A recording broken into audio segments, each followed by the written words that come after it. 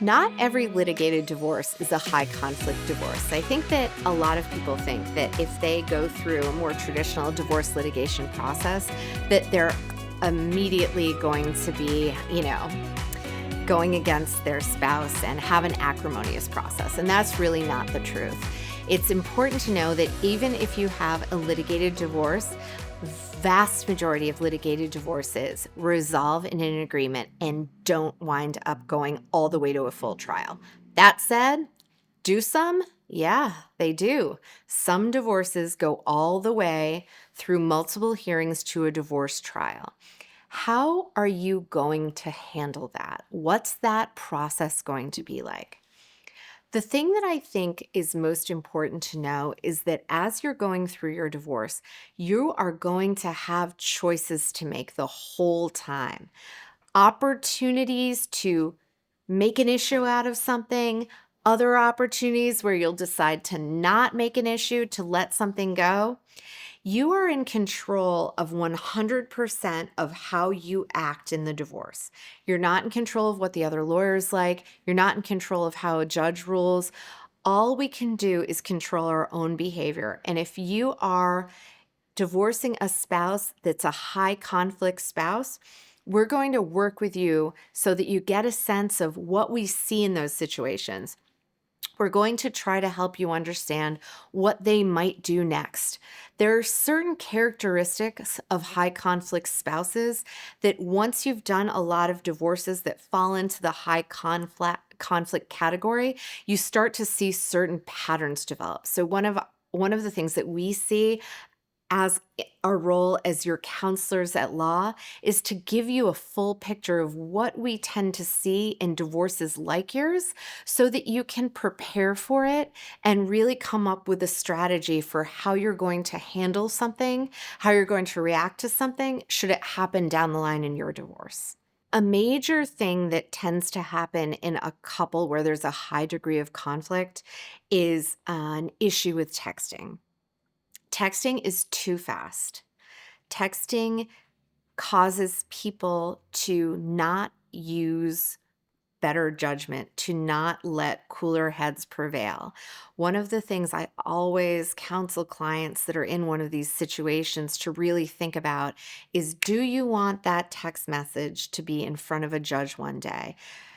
Do you want your lawyer spending time and effort having to give context around why you said what you said one night at midnight, or really focus on the things that matter the most in your divorce? So be careful and be circumspect about how you communicate with your spouse. No good comes of angry text messages. In high conflict divorces, we tend to see more intense discovery than in lower conflict situations. So, for example, if someone is hiding assets, you could see forensic accountants getting involved to try and figure out where those assets are, if they exist, are they hidden, is there property that was transferred via deed in another state. There can be very intensive work to get your arms around what hasn't been given over freely. This can be an expensive process. It can be a time-consuming process. So one of the things we work with folks to make sure they do is be really sure that there's actually smoke there. If there's smoke, it's worth finding out if there's a fire. If there's just frustration or a specter of something going on, clients get to work through whether or not they're willing to make the investment of time and money to see if there's something else beneath the surface. In in cases where there's high conflict around the children, there are other experts that might be involved in your case. For example, you might do a family services evaluation through the court. That's when specially trained and experienced court personnel helps do an evaluation. You may have heard of a guardian ad litem or a GAL. Those are folks who try and figure out what's going on, what would be in a child's best interest in terms of parenting or custody, and then provide those insights to the court based upon their investigation. There are a lot of things that happen when people can't resolve their issues to help give the court the information it needs to make a decision for you. Now, if you and your spouse can figure out a way to agree, even if you don't talk to each other and your lawyers negotiate on your behalf, you will retain more control over the outcome than you will if you leave it all to a judge to decide. When you're in a litigated divorce, you may be trying very hard to resolve your divorce without having to have a divorce trial. You may want to settle. You may want to reach a full resolution on all of the issues. In the vast majority of cases, this is what both people ultimately want. And in the vast majority of cases, that's what happens. But how? How does it happen? If you don't agree with your spouse, what are some tools that lawyers use to help people reach an agreement? Well, sometimes we meet. Sometimes we meet and talk about issues, just the two lawyers together, sometimes the clients together with their lawyers, to see if they can reach areas of agreement. Everything we can agree on and take off the table is a thing that a judge doesn't need to decide. Sometimes we request that the court do a pretrial. Some pretrials in courts are where a judge will help the parties settle, will make suggestions or recommendations about how they might view the case, which is helpful to the parties as an indication of how the trial judge might view it.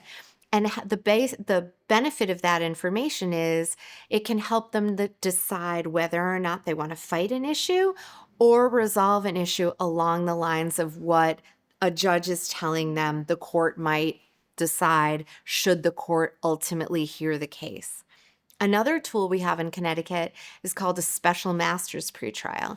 A special master's pretrial is when two experienced divorce lawyers listen to your case that your lawyer presents to them, and then they give you a sense of what they recommend a resolution would be. And you have the opportunity to consider their take on it and decide whether or not that's a good way to resolve your case. There are some creative ways to come up with resolutions in your case, and we have a lot of tools on what might work to encourage or further settlement discussions. Some cases wind up in a divorce trial. The parties can't reach an agreement, they're too far apart, and we need a judge to decide. So the question is, what's the trial strategy? Well, there are as many trial plans as there are people getting divorced. It really, really depends on what's going on and what you really want to see happen in the trial. That said, you're going to see discovery, a lot of fact gathering. You're going to see your lawyer preparing to present evidence. One of the things that can be confusing to people in a divorce trial is your lawyer is going to be really strategic about what they present to the court.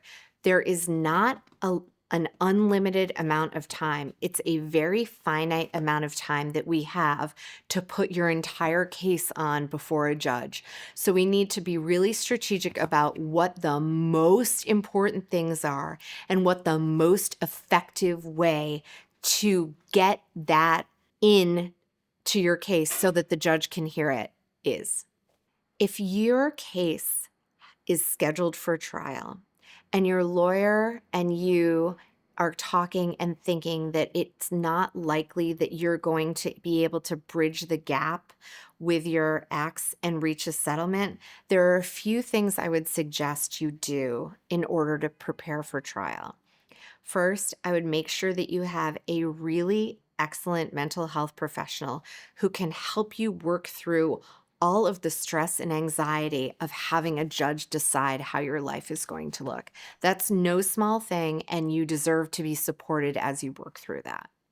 The other thing I would tell you is as you're lawyer is really gearing up for trial, they need a lot of information from you. You are going to be the keeper of most of the things. And so you can really help your lawyer, which really helps you by being as quick on turning around things that your lawyer requests as possible. If your lawyer is spending time following up and asking you for things, they don't have that time to spend making sure that evidence goes in the way we want it to, that we have the background information we need.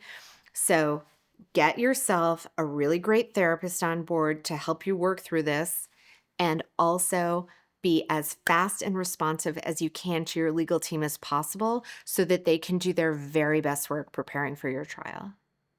If you are going through a high conflict divorce that is headed for trial, you want to make sure that you have a trial team that is a divorce trial team. One of the reasons that we practice only family law is so that we make sure that when one of our cases goes to trial, we have got it dialed in and ready to go. So if you would like our assistance in a real trial strategy and real advocacy, please give us a call.